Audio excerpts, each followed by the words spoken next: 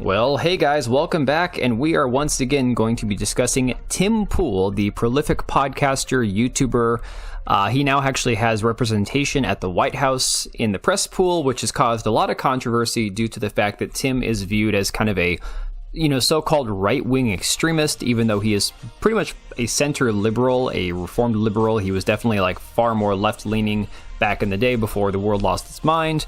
So again, calling him right-wing or an extremist is pretty ridiculous. He's pretty milquetoast on most things. So yeah, this whole idea that he was going to have press representation in the White House press pool ruffled a lot of feathers. But of course, this is just not the first of many controversies that he has been a part of, going all the way back to about 3 years ago. You saw, there was the whole Eliza Blue drama, which if you missed it, I'll give you the TLDR on that. Eliza Blue is a woman who was in a lot of hip-hop music videos, and she was a social media influencer, claimed she was a trafficking victim, put herself in a position as a so-called advocate. She went after the Tate brothers at the time, claiming she was speaking to victims, and then I don't think anything ever materialized from that. Tim Pool had her on his podcast a few times. She actually was very friendly with the cast of Timcast at the time. And of course, when he received pushback for this, he doubled down and defended her, wouldn't disavow her, even told a 22-month member of his channel to get the F out of there because this member, Scroats Magoats, said, last night as a member, if Tim doesn't disavow Eliza. And then, of course, a couple months later, Tim's like, okay, guys, you got me. I'm starting to see and learn that's having me question what's going on if YouTube videos are getting pulled. This clearly is an abuse of the system. Talking about how essentially Eliza was copyright claiming or striking channels for even using videos in fair use of her. So, like I said, this man has had a lot of controversies around his organization, his media company, if you will, for a long time. Then, of course, in the more recent past, we've seen that he was part of Tenet Media, that was organized and run by Lauren Chen, who has since dropped off the face of the earth.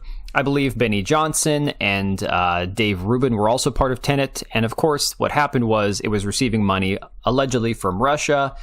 And, none of these guys allegedly knew what was going on. But at the end of the day, they still received money through Russia, or from Russia, through Tenet Media, through Lauren Chen's organization. So then, of course, we also saw shortly after that, Tim Pool had another mental breakdown, was talking about quitting his podcast. The man has seemed relatively unstable for a long time, which is pretty funny because he seemingly has it all. And then he'll go randomly and attack his staff. He had a meltdown saying how a computer had a graphics card die and nobody else was going to get around to replacing it, so he had to fix it himself. I'm like, dude, you're made of money. You have so much money. Why don't you just buy a new computer, have somebody, hire a tech to come out for an hour and fix it? I just don't understand. It seems like he has a very poor handle on the amount of staff that he has had working for him for a long time. Well, that brings us to this week, where apparently Benjamin Netanyahu, who I am not a fan of, and this is not pro-Palestine or pro-Israel, I just don't like this man in particular for a wide variety of reasons, met with a variety of podcasters, one of them being Tim Pool. So you see this article from Jewish Insider, which is pretty much the only website I could find talking about this, says Netanyahu pushes back on anti-Israel trends in meeting with podcasters. The Israeli prime minister largely avoided questions about Iran's nuclear program, viewing it as a sensitive subject. So Israeli Prime Minister Benjamin Netanyahu tried to push back against anti-Israel trends in right-wing media by holding a briefing on Monday in the Blair House for podcasters and other media figures. Among those in attendance were Dave Rubin, Tim Pool, Sean Spicer, writers Bethany Mandel, and David J. Harris Jr., influencer Jessica Krause, don't know who that is, Seth Mandel, and Federalist Editor-in-Chief Molly Hemingway. In addition to Netanyahu, his diplomatic advisor Ofer Falk and Israeli ambassador to the U.S. Yechiel Leiter were present on the Israeli side. Pool expressed concerns about increased anti-Semitism and anti-Zionism in the pro-Trump podcasting space, according to sources in the room. Pool famously had Kanye West on his podcast, and the rapper walked out mid-interview after Pool pushed back against anti-Semitic comments. Now again, I think having Kanye on his podcast was probably a bad idea, given how we all know Tim tries to keep a tight leash on his guests. But at the same time, he did a very poor job of bringing Kanye on, and he tried to censor Kanye in real time. Like, dude, if you're going to have him on, you have to let him speak, and you can disavow it afterwards. But don't have somebody on if you're not going to let that person speak, especially when you know how unstable they are, like Kanye West. Responding to Pool, Netanyahu said that this is the reason he invited the group to meet with him. Poole asked if there was a Qatari op to manipulate social media algorithms to make anti-Semitic and anti-Israel episodes appear to receive an outsized number of views in order to incentivize podcasters and YouTubers to produce more anti-Semitic content. Netanyahu, however, was non-committal in his response, saying only that it's possible. All right, so that's kind of the long and the short of that. So, of course, Tim Poole has been going on saying people have Israeli derangement syndrome, and then a lot of people have been pointing back to this episode of Timcast, where he seemingly wanted to avoid the issue of the USS Liberty. And of course, this is Lauren Chen right here, who is no longer with us on social media, at least. I'm sure she's still alive and doing well, but again, she's kind of disappeared off the face of the earth. Dude, I'm concerned with having American aircraft carriers over there. Like, what I keep being told about the USS Liberty. That's something with the Israeli government. No, you should. No. Wait. You should be careful about that. Allegedly, the Israeli Air Force jet fighter aircraft. I mean, they did end up paying out the American government. So I'm concerned, like, false flag operation, like a missile comes out of Gaza and hits one of our aircraft carriers, but it was actually an Israeli missile. Well, I don't want. We should get out of there. It doesn't. Well, let me stop you there. It doesn't matter where the missile comes from. And again, that clip taken out of context looks really bad. He went on to clarify that it's not exactly what he meant when he said it. That, again, it's taken out of context. But what he's referring to is, again, the situation where Israel attacked a U.S. warship back in the 1960s, killed 34 people, and eventually paid, I guess, some form of reparation for that.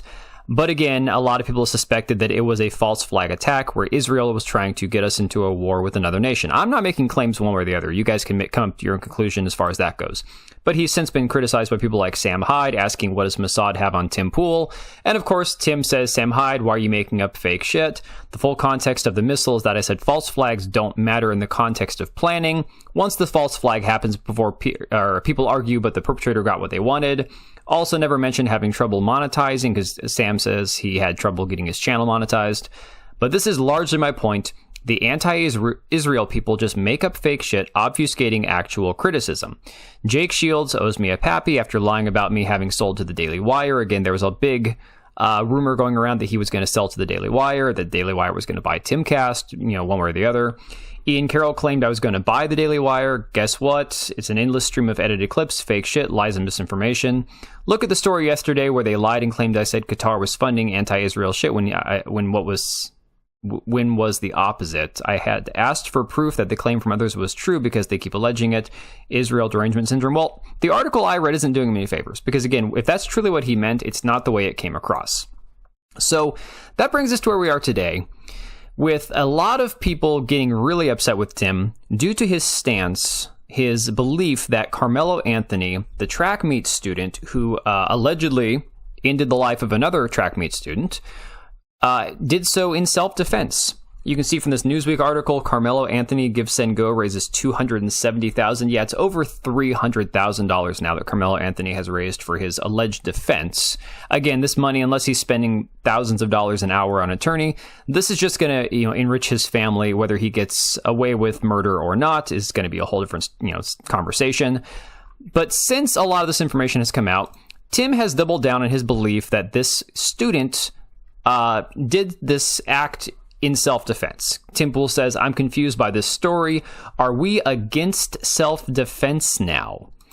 He then, I want to say, everyone else is right. I was wrong. The moment politicians put up a sign saying no weapons, any use of a weapon in that space is murder no matter what, our right to bear arms ends where people vote. Again, being tongue-in-cheek, saying basically, I don't care that the kid brought a knife to a school, function, even though he was not allowed to. And look, here's the thing. I've said before, I'll say it again. In situations where it's not breaking an actual law, but, there might be a policy in place, like, a public space might say no weapons. And if you're carrying concealed, nobody's going to know.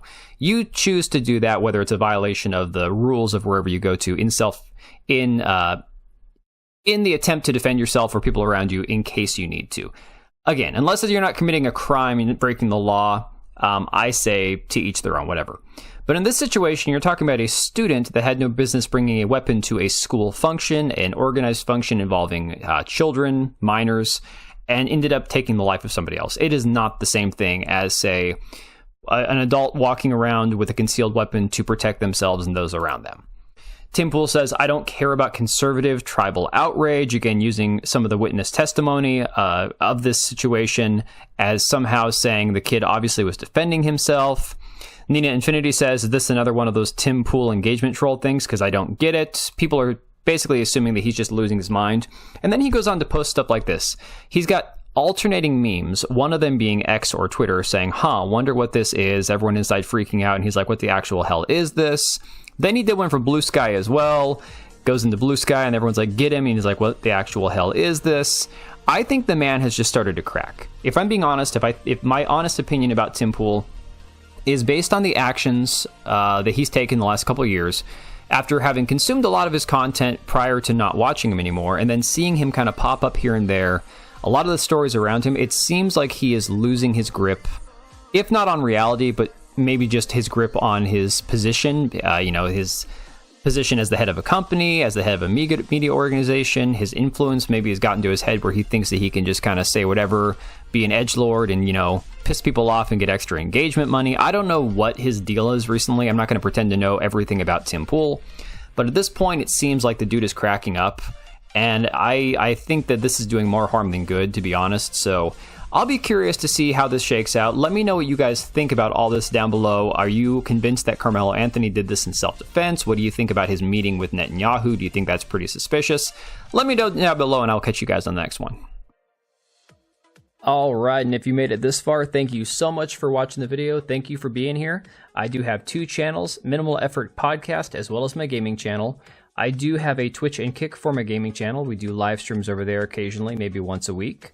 And then if you are in the market for a new PC, make sure to check out Meta PCs. Click the link I have down below. Use code TBO at checkout for a special discount. Thanks again for watching, and I'll see you next time.